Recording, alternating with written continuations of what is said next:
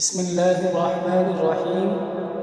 عبادہ بن صامت رضی اللہ عنہ سے روایت ہے کہ رسول اللہ صلی اللہ علیہ وسلم نے فرمایا، جو شخص رات کو بیدار ہو جائے اور یہ دعا پڑھ لے، لا الہ الا اللہ وحدہ لا شریک لہ لہ الملک ولہ الحمد وہو علی کل شیء قدیر، الحمد للہ وسبحان اللہ ولا الہ الا اللہ واللہ اکبر ولا حول ولا قوة الا باللہ۔ اور پھر یہ دعا پڑھے، اللہم اغفر لی، یا اللہ میری مغفرت فرما، یا کوئی بھی دعا کرے ضرور قبول ہوگی۔